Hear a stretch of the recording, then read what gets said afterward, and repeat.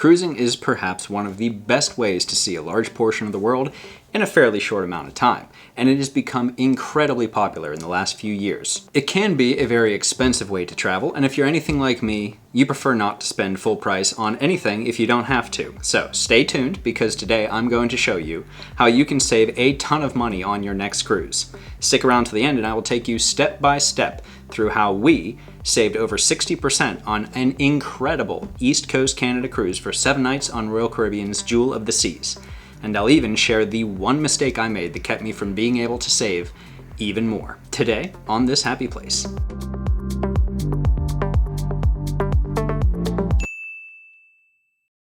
Hi friends, if you're new here, I'm Jake.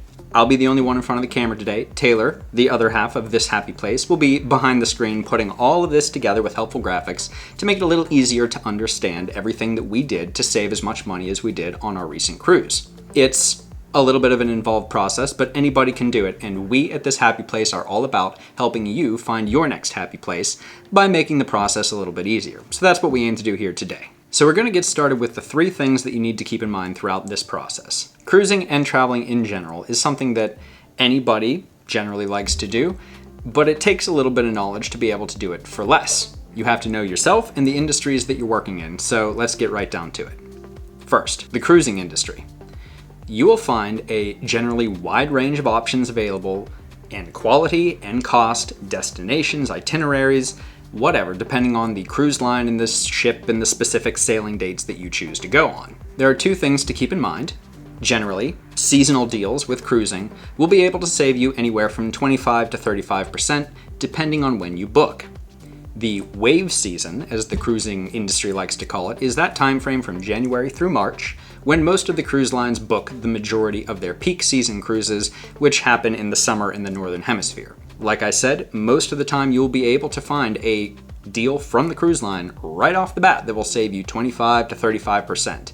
That is an incredible savings right away, and if you can book in that time frame, you have a good chance of being able to get it. You can cruise for incredibly inexpensive amounts, provided you know yourself and make the right kinds of decisions, like maybe you don't need to book the drink package, maybe you don't need to spend a ton on excursions. That cruise ship is going to give you everything you need to be happy during your vacation, including transportation to some of the most fantastic destinations in the world, free food, free entertainment. Those kinds of things on a cruise ship are plenty to keep you entertained and loving your trip. Now, I understand those things add a lot to any trip, and if you want to book them, by all means do so. We certainly do when we travel, but I will not be including those things in today's video. Today I'm going to talk about the cost of the cruise fare, the cost of the hotel to book the night prior to a cruise. We always do that whenever we can to make sure that we do not miss a cruise. And I'll also be including the cost of the flights. All of those things together will come to a total at the end, which I will show you in comparison to the amount we saved so that you can check the math yourself and see just how easy it is to save a massive amount on that travel. The second big thing that you need to keep in mind throughout this process is your level of financial discipline and the type of person you are. Why do I say it like that? Well, frankly, if I told you that a big part of how we save so much money on our trips is by using travel credit cards, banking up a ton of points and redeeming them for their maximum potential value, you'd probably click away. But wait, hear me out. There is a disciplined and responsible way to do this. If you are the kind of person who knows that you have the financial discipline and consistency to pay off your credit card bills on time every month without missing a payment so that you never accrue any interest charges, then you can reap some pretty incredible benefits from the bonuses, from the perks that these travel credit card companies offer. All of that aside, I'm not a financial guru.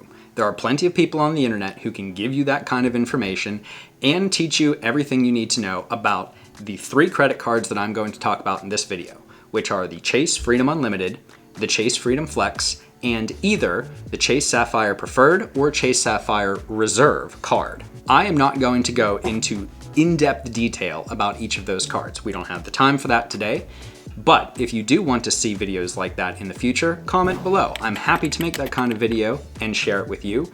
If not, I recommend taking a look at the videos that either Graham Stephan made, John Liang, or Daniel Brown. They all made similar videos on the Chase Trifecta which is what this process of using these 3 cards is known as, and they are very good, very helpful, very thorough, and will help you to understand these cards a little bit better. Just to do some basic math, let's say that over the course of a year, you signed up for the Chase Freedom Unlimited and the Chase Freedom Flex, got the 20,000 point sign up bonus on each, so you're at 40,000 points. You sign up for the Chase Sapphire Reserve, get 60,000 points for signing up. You are sitting at a pretty 100,000 points for doing nothing other than signing up for the cards. You have spent no money on the cards other than what was required to meet the minimum spend requirement to get the bonuses.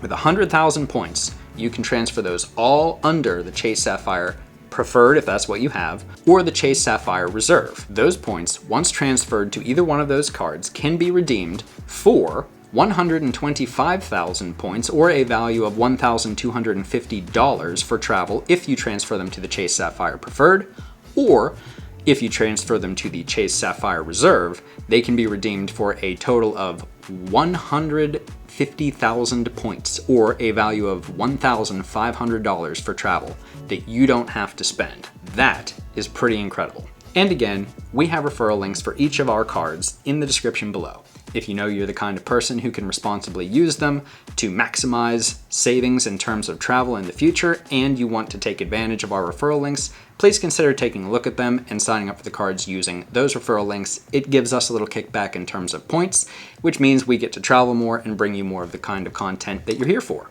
So, how do you actually combine those points and apply them to purchasing a trip? Well, here it is. First, you have to know the systems that you're working in. For the cruising industry, we already talked about the wave season. Prices tend to be the cheapest right when cruises come out, and then during that wave season, they increase a little bit, and then right before the cruise sails, typically in the weeks beforehand or leading right up to the cruise sailing date, the prices drop as they try to fill the cabins by any means they can. Any one of those time frames are an excellent time to try to book a cruise, provided you have the points built up to do that, and provided the deals are there from the cruise line. Just know that from one day to the next, or from 1 hour to the next, the price on a cruise can change. I experienced this when trying to book this most recent cruise to the eastern coast of Canada.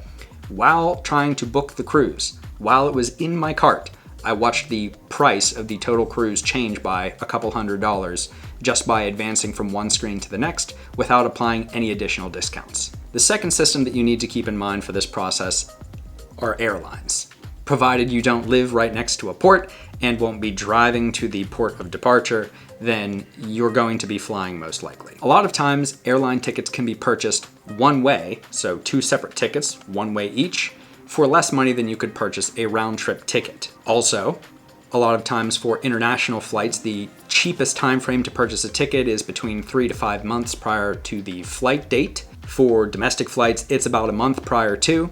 Around 120 days before your flight is going to be when you want to start watching for those big price drops. Finally, Chase itself. Especially with cruising, keep in mind that you cannot book a cruise through the Chase travel portal itself. You have to call Chase and talk to one of their travel representatives to do that. At least as of the filming of this video, that's the way it works. But you can book your flights and hotels and a lot of other travel options directly through the Chase travel portal. What I recommend for this is transferring all of the points that you have saved up to the card you want to use, either that Chase Sapphire Preferred or Chase Sapphire Reserve, prior to calling Chase to book your cruise. Take note of the amount of points that you have in there. Do the appropriate multiplication, either 1.25 for the Chase Sapphire Preferred or 1.5 for the Chase Sapphire Reserve. Determine the actual value of those points and what they represent in terms of monetary value. Go through the process of actually identifying the itinerary and specific sailing that you want on a cruise line's website and actually add it to your cart, right up to the point of purchasing, because that is how you're going to identify the real cost of that cruise for you. All things considered, your port fees or taxes, things like that. You're gonna want that number in mind, because when you call Chase, they're going to pretty much go through the same process and they're going to present you with a cost. You wanna make sure that the number that the person on the other end of the phone is giving you is accurate and generally in line with what you were expecting. I have had it happen where I've called the Chase Travel Center and spoken with a travel representative, and gone through the process of saying exactly what cruise I wanted to go on, what stateroom I wanted to be in, what dates. They went through their process of booking it for me, and the price they gave me was a couple $100 higher than what I was looking at on my screen. I simply explained to them that I am looking on that cruise line's website. I have the particular sailing that I want in my cart. Here's what it says, and here's the value that it's showing me. Once I was able to communicate that to them, they were able to identify what the differences were and find me a price that more closely matched what that cruise line itself could give me. When it comes time to make that purchase and actually pay for the cruise, just know that they're going to ask you what card you want to use. Typically that actually happens when you call the Chase Travel Center in the first place. You have to enter the numbers of the card that you want to have that transaction occur under, and then they will verify that information with you, and you will need to make it clear to them that you plan to use the points on that card to pay for that trip, at least in part. And this is actually where I made a mistake. We'll get to that soon. For now, here is the step-by-step process that we used to reserve ourselves a sailing on a 7-night East Coast Canada cruise on Royal Caribbean's Jewel of the Seas in an ocean view stateroom for over 60% off. First, Taylor and I knew that we wanted to do an East Coast Canada cruise, so we started looking and price comparing. We found 2 cruise deals between Norwegian and Royal Caribbean that were very, very close.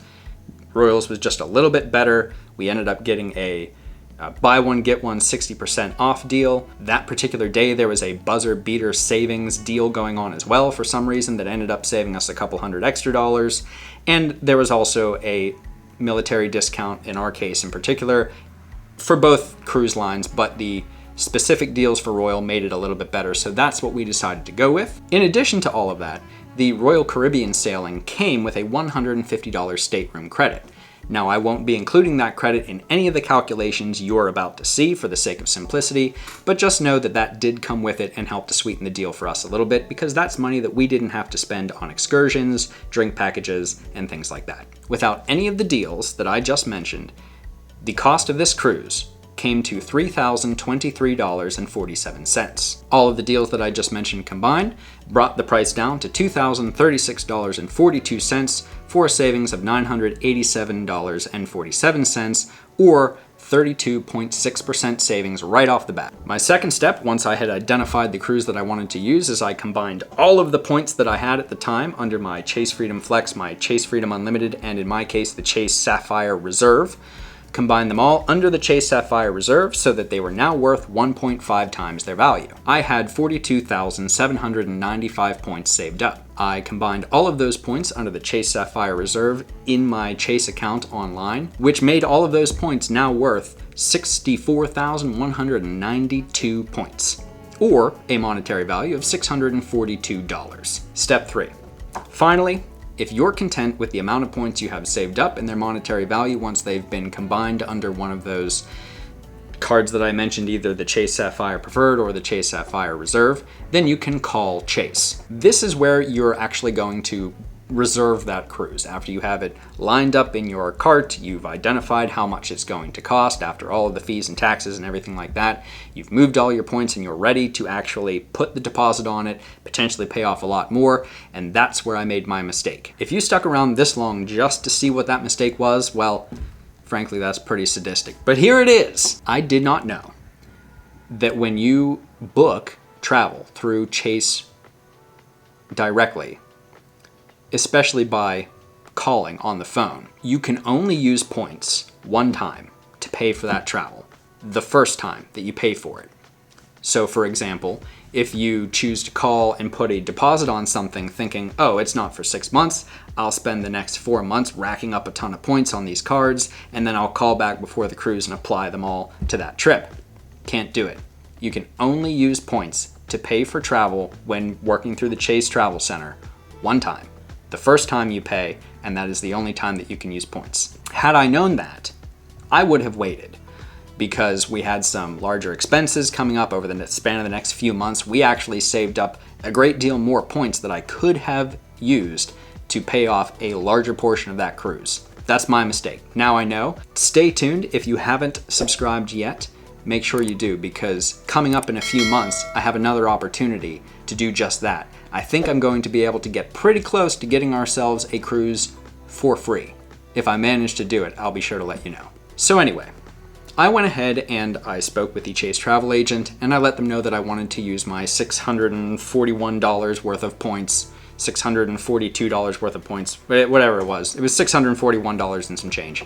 I let them know that I wanted to use that value worth of points towards the cruise total after all of the deals and everything had been applied, which brought the total effective cost to me down from $2,036.42 to $1,394.49 after all of those points were applied. Already, right there, that is a savings of 53.9% in total on the cruise fare. Now that by itself is pretty incredible. I could stop this video right here and feel very confident that I have brought information to the audience like you that is going to help you save a ton of money.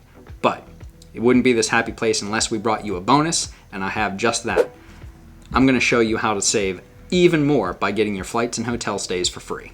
Okay, so cruise effectively booked. Never really one to know when to quit. I spent the next 4 to 6 months or so making all of my purchases on my credit cards, paying them off on time every month, and watching my points accrue so that I could apply them to travel in the future. Things like my flights and my hotel. Doing that left me with about 50,000 points saved up 3 months after I had booked the cruise. We watched prices in the Boston area around the cruise port for hotels during the time frame that we wanted to go the night before the cruise. And then when we saw a price drop to a level that we were willing to pay that we knew we could cover with points in its entirety, we went ahead and pulled the trigger. We, instead of spending $292.39 out of pocket, instead took 19,492 points from our Chase Sapphire Reserve, used them directly through the Chase travel portal online, and booked that hotel at no cost to us. Now, if you're keeping track, that cost would have effectively brought the total cost of this trip from $3,023.47 up to $3,315.86. Though because I used points to pay for the hotel in its entirety, there was no real cost of that hotel to me. I got it for $0, which means my total cost for the trip was still $1,394.49 for a total savings of $1,921.37, or a total cost reduction of 57.9% on the whole trip so far. But there's still flights. That same day, we saw a pretty good deal on a flight to get us to Boston on Delta. We did pretty much the exact same thing. I used a good portion of the remaining points that I had, 21,476 of them to be specific, to book a flight that would have otherwise costed us $326.20. Now, unfortunately, the return flights were quite a bit more. I did, a couple months later, use the points that I had on my card to book a flight when I saw the price drop to a point that I thought it wasn't really going to go below. I used 19,730 points, redeemed at 1.5 times their value, to purchase at least part of a flight that otherwise would have been about $506. Doing that allowed me to use those points to take $295.95 off of the total cost of that flight, meaning that I only had to pay an additional $210.27 out of pocket to get it. Then if you're doing the math along with me, you'll know that that comes to a total out-of-pocket cost of $1,604.27 for the flights to Boston, a hotel in Boston, a 7-night East Coast Canada cruise for 2 in an ocean stateroom, and the flights home. That's pretty incredible. We ended up saving a total of $2,542.49 and spending just about $1,605, give or take some change, out of pocket, for a combined total savings or cost reduction of 61%. You're going to be hard-pressed to find that deal anywhere out there.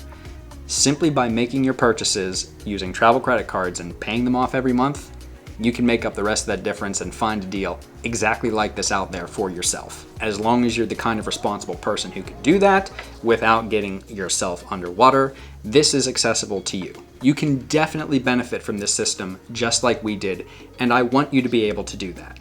But I think that's about enough for today. Comment down below if you want me to do that deeper dive into the details of each of these travel credit cards. and all of the perks associated with them so that you can have a better understanding of all of the value that you can get out of these if you're considering getting them for yourself. If you have found this video helpful in any way, please consider subscribing, give us a like. It really helps the algorithm and helps us to get our videos in front of more people who are looking for this kind of content so that they can help themselves to travel more and do it for less. That's what we're all about, helping people find their happy place. As for us, we hope to see you in our next happy place, but until then, you stay magical. Bye.